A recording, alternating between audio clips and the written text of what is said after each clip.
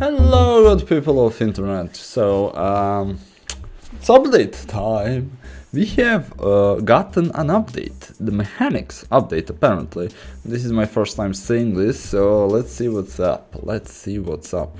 I need to like change the color of this, holy hell. It's yellow. Sorry about my bed. I have yet to read Jordan Peterson's book, so yeah, I will make my bed later. Anyway, Debbie. Kinda weird, but okay. Mechanics. This one came in hot, so please forgive any grammar. Better, I don't even know like what better is, so all is forgiven. Okay, blah blah blah, let's get to it. Initiative. The initiative rules haven't changed much, but the implications are different due to the round being shared across all lanes. That's kinda interesting. Like, when I was like thinking about flop, I kinda forgot about initiative. Though I haven't really like made that much, I haven't moved that much brain power towards like post flop. Haven't like thought about like the new stuff because it can go either way. Players still take turns performing actions until both players pass in row, then you go to combat. So Gwent, right? This sequence continues across rounds, so while you can't control initiative across lanes, you can still do so across rounds. There are more rounds per game, although each round is shorter, and yet initiative spells still exist, although they have been renamed to quick. Why? What was wrong with initiative? Anyway, well, maybe there's like some hidden stuff, right? I mean, like, there will be like no other... I know, maybe like they're trying to like save space, because like... If cards are longer, like there will be like way too much text. Like get initiative is like longer than quick, so maybe that's why they put in quick, because this might mean that like cards are getting like more complex. But maybe I'm just like overthinking it, so like who knows. Okay, maybe I'm just overthinking it. Mana, there is no single mana pool that starts at 3 and increases by 1 per turn. Hearthstone. Some cards and abilities are cross lane, but in general cards only affect the lane that they are being cast from, and you need a hero in lane to cast a card of their color. Okay, so it's the same. Mana cost has been reduced for low end and mid tier cards, but high end cards remain expensive. If you want to blow up a lane, it might be the only thing you do in a round. Okay, so same as now. Balancing the original game with these high impact spells was tricky. You had some decks that went from casting 0 big spells to a big spell in every lane. Okay, so like basically they are going for like Hearthstone type of thingy with like mana increase. I mean, like, God knows I play like shit on a Hearthstone, but after Artifact came out, like I didn't really play much Hearthstone. And there's a reason for that, like Artifact kinda like ruined every card game for me, so... Yeah, you know, we're gonna have to see. Initiative plus mana equals harmony. Each action costs at least 1 mana, so without things like... So there will not be 0 mana cards, that's interesting. So without things like refresh from CM... Yo, guys, you know that very viable deck with refresh from CM? Yeah, without that, I don't know what will be do. You can no longer delay turns for free. You need to wait the cost of waiting to respond versus saving enough mana for your high impact spell. So basically same as now. The combination of one shared mana pool and adding a mana cost for all actions has taken some of the weight from initiative system in the original game. The combination of one shared mana pool and adding a mana cost for all actions has taken some of the weight from the initiative system in the original game. Okay. I mean, it's kind of interesting because like if it's like the same man, that means that you can only clear out one lane. So like the other two lanes are kind of like not gonna be like that, like you won't have impact on those lanes, but at the same time like whether you're trying to get the first lane or the last lane doesn't matter because like they explode at the same time. It's interesting. The combination of one shared is taking some of the weight. New players, right? The combination of one shared mana pool and adding a mana cost for all actions has taken some of the weight from initiative. Okay, the initiative system was something that experienced players enjoyed immensely, but had a steep learning curve for new players. It had some really negative side effects if it caught you off guard. I mean, it's part of the game, like... It's a part of the game, I don't know like how good or bad it is. Okay, I don't have like a specific opinion about this. Some players ignored initiative, other players felt that controlling initiative was the main strategic concern. So we don't think this is a change that should be taken lightly. Some players ignored initiative, no one ignored initiative. At least like not... Okay, like higher level players, like no one ignored initiative. This disconnect may be responsible for the communication breakdown we see playing out in the community. This... what? Some players ignored initiative, other players felt that controlling initiative was the main strategic concern. So we don't think this is a change that should be taken lightly. Okay? This disconnect may be responsible for the communication breakdown we see playing out in the community. No, communication breakdown is you not talking for a fucking year. That's a fucking communication breakdown. We think that the current system gets to a similar place where the actions you take and the order you take them are both very important without the big downsides of learning cliff and the resulting struggles with lockout. Okay. New defaults, we've been trying to move away from the very technically worded cards from the past. Fuck yeah. Fuck yeah, like there will not be long cards. I think that's what it means. Maybe not. They were always very accurate, but sometimes it felt like you needed to be a programmer to work out what actually was going to happen. Well, not really. I mean, okay, there were like some specific cases where like if you had like 3 Lunas and like not all cards would get buffed, but like 3 random cards, but like that was not the thing. I don't know, like most cards are like deal 3 damage or something. It's not that complicated to get out. Like most cards are like get +1 armor or something. Like it's not that complicated. Cards and abilities will affect a lane unless stated otherwise. Any verb, stun, disarm, etc. lasts until the end of the round unless another duration is set. Okay. All cards with persistent effects are labeled as an enchantment and last until dispelled. All permanent modifications are labeled as such. So they have changed from like being... Wait, so they changed like +1 armor from Enchantress from being like... What's it called now? Fuck, my brain stopped. I don't know, like what it's called now to enchantment. All permanent modifications are labeled as such. So like give it permanently stuff. So it's not like give +1, it's like give permanently +1. I don't know, like... I mean, I know like people are not like the smartest bunch, but this is really dumping it down. Arrows point forward by default, but can be modified temporarily at the end of the turn, or if you move the unit, its arrows reset. Huh. So like if you like have the unit pointing that way and you move it, it's gonna be straight. Okay. Keyword changes. Armor. Armor in the old game caused some issue. If you say so. Early in development we ended up doubling all stat values to compensate for how dramatic the impact of a single point of armor was. It also added a lot of math when you had multiple damage sources. That was the fun part! Now each point of armor can block 1 point of damage and is refreshed at the beginning of the round. Refreshed. So like X like fights a creep, he loses 2 armor and I can like do assassinate on him from the other lane. Okay, Cleveland Siege.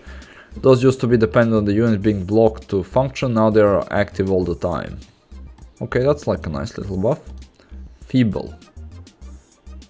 Okay, Feeble is new to the game, but we wanted to talk about it anyway so we could show off one of the basic hero reworks. Each unit attacking a feeble unit will deal excess damage to the tower instead. So siege. For example, if the 4-3 is blocked by unit 1-3 and uses no accident, leaving it with 1 remaining health, 3 damage will be dealt to the tower. Oh. Oh. What? If Debbie the Cunning dealt damage to the tower, give the tower -1 armor and give Debbie +1 armor permanently. Well, she got buff.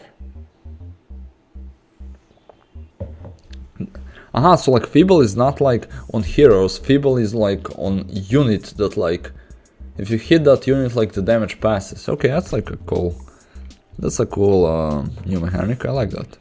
Card unlock, yes. All players will unlock cards playing in any mode. The pace should be such that players are excited by getting far cards to play with, but aren't overwhelmed when they see too many new cards being played by an opponent. Okay.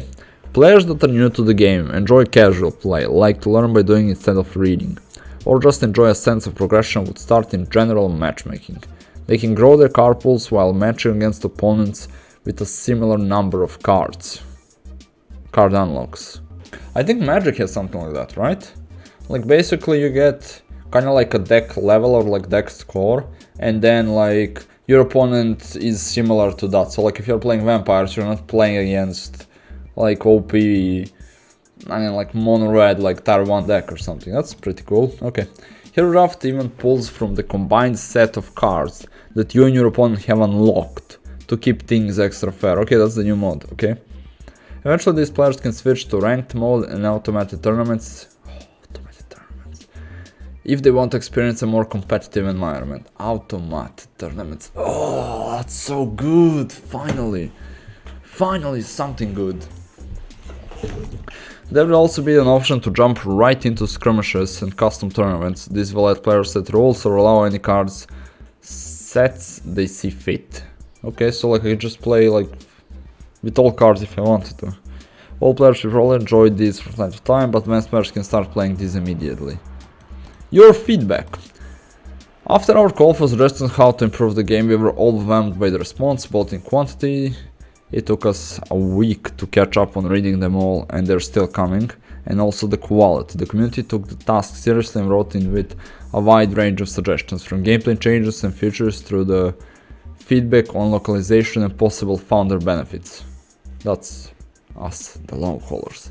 We aren't able to respond individually to every submission, but we were able to compile a list of promising ideas from the community and get a sense of where people most wanted the team to spend their attention. Luckily that lined up well with the team internal plans. Sure. Sure. Okay. If you say so. Here's a test of some of the things people ask for and occur in our current plans. Progression. The most popular request outside of gameplay changes was for more robust progression system. People wanted to feel like their time spent with the game was being rewarded, and also wanted a better measure of their competitive strength so they could see themselves improving. We would like people to be able to feel a sense of progression in the game through unlocking cards and other collectibles in normal course of play, without being forced to spend money, but we're still experimenting with different reward structures. Dollar is like the best reward structure, 100%. We're working on a design similar to Underlord's rank system. Like Underlord, like reward, like rank system is nothing special, right? It's just basically like you have like 5, 6, 10 tires in a specific rank or something, right? I don't know, it's been a while since I played Underlords. Which we hope will provide people with goals to aim for, a clear path to get there, and a meaningful way to measure yourself against other players. We are also thinking through ways we might be able to connect these systems with Artifact's robust tournament support. Okay, that could be cool. I mean, if they connect like tournaments and imagine if they took like your ABL or long haul league like stats and then like they implemented into the rank. That'd be cool. That'd be like pretty cool. Quality of life features. Tracking your competitive rank is just one aspect of giving people the tools to improve at the game. You're also fleshing out player profiles, letting people track stats statistics about the games they've played, view match histories, and watch replays. Thank you. Thank you. Thank you very much. Thank you, Valve. Thank you for listening. Thank you very much. Additionally, we are looking at frequently requested quality of life and social features, such as chat history, the ability to spectate friends, access to more game modes when challenging friends, and saving templates for tournament settings. Okay. I mean, cool. It's nothing like game changing, you know, like it's cool, I know. Also, this odds and ends category is a feedback that we got from many non-English speaking communities, sometimes read via machine translation, that they would like to see a different approach to localizing hero names, preferring translation of the English name. Oh god, like come on man, like come on, just fuck that, like that's not fucking concern. Also, you recognize the potential for telling stories about the Dota world through Artifact, and loved what we've already done through comics and flavor text. We are doubling down on that effort through a single-player campaign, which will both teach new players the game and continue the story that began with a call to arms. There's a story there. Okay. Tying into our progressive system, we want people to feel rewarded no matter which way they choose to play the game, whether it be competitive play or the campaign. Looking forward to your thoughts. So, basically call to action on give us more emails. Overall, I mean, I would prefer beta key, but like this is pretty good. Like I don't think like I have like anything bad to say about it. Like everything was more or less, I guess, guessed by community, and everything is like pretty good. Like there's like some useless stuff like language or like whatever it was, but like everything else is like pretty good. Like player profile, statistics, replays. Like come on, we have replays in Artifact. That's like amazing. That's wow. Like plus progression stuff, the way they're gonna like balance the decks. Overall, I'm like very happy with this update. I don't know, like in my opinion, it's one of the better updates they did. I mean, okay, granted, they did like 5 updates, including like pre-long haul, but you know, like small steps. So yeah, as far as like gameplay changes, I don't know, like I will have to see, but like they do not seem bad. So like I would have to see like how they do. But so far, I don't know, it's kind of okay, I guess. Like we will see. I like Cleveland Siege was buffed, except like Siege might be a pretty strong right now. Maybe like really strong, but like depends on the items. If you still have like Maul and some other stuff that gives Siege, then it might be like really strong. But otherwise, like it's pretty cool. Oh no, actually like stats are down, right? Okay, maybe not. But yeah, I wish Cleve would take like instead of having like a specific name for the Cleve, I kind of like was hoping that like it would be like half of Hero's attack. So like Magnus would not buff like +3 Cleave, but would buff like plus, I don't know, like 30% attack. That gives like Cleave or something. But yeah, overall like I'm not mad about this, like it's pretty cool. I like this. Overall, like I'm very pleased, like everything they said is like really cool. And I don't know, I'm pretty happy. Thank you guys for watching, and yeah, see you in the next video. Bye.